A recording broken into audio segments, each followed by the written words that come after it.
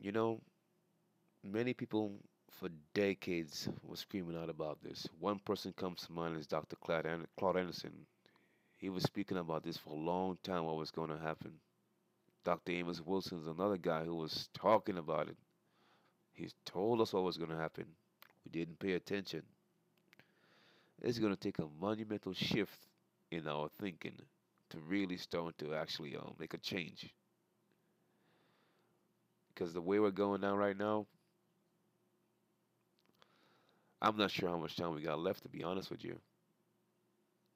You can just see what's happening slowly. And if you have any foresight, you would know what's going to happen in the end. But many of us have become reactionary. We just react. We can't foresee what's going to happen, just react to the information after it's already been out there. Many, like I said before, many people who are far better qualified than I spoke on this very subject, and they couldn't convince the masses.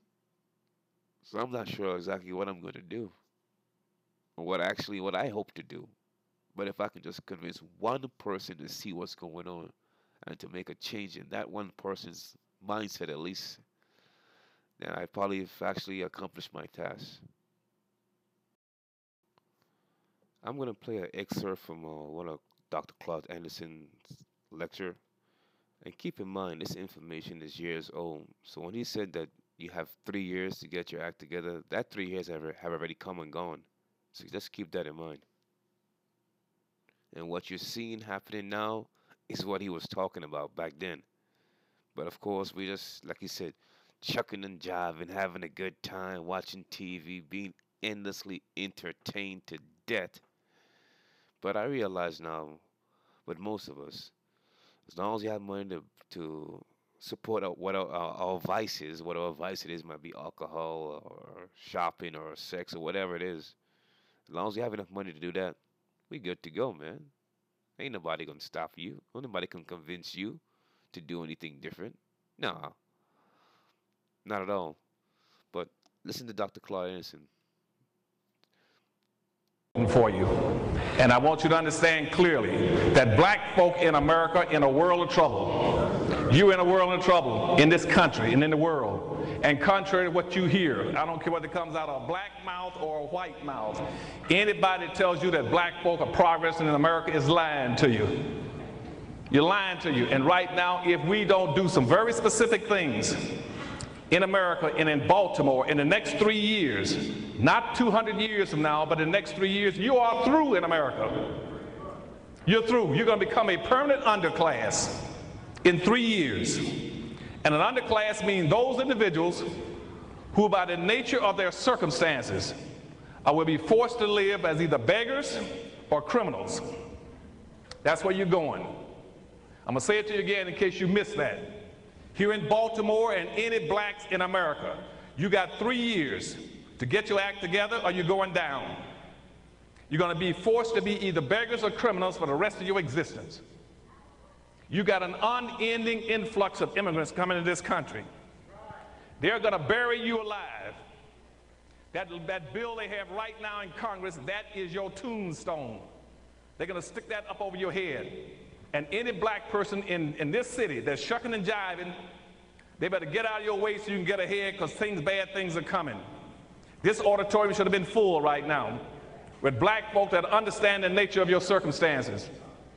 And obviously all the teachers, your elected officials, your ministers are shucking and jiving in Baltimore.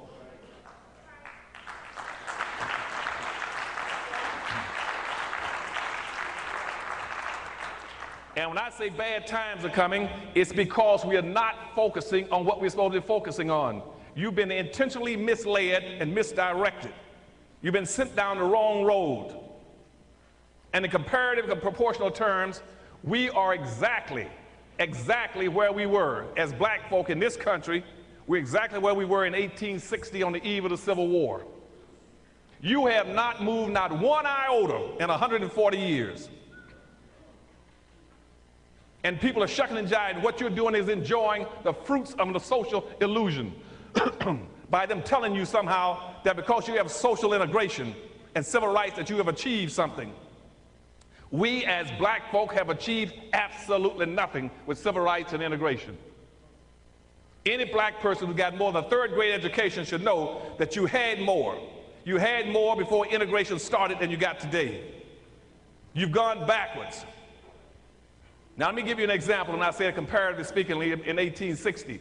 On 1860, on the eve of the Civil War, in this country, you only had about 287,000 black people that were free out of almost 4.5 million. The other 4.5 million were enslaved all over America. Only 287,000 were free. And yet, out of those 287,000 black people, they had succeeded in acquiring one half of this nation's wealth. One half of 1% of the nation's wealth. With only 287,000 free. Now here we are, 140 years later, in the richest nation on earth. 140 years later, you still own and control one half of 1% of this nation's wealth. And contrary to what people keep telling you through a lot of civil rights leaders, civil rights and integration does not decide equal opportunity for you. You cannot get equality through civil rights and integration.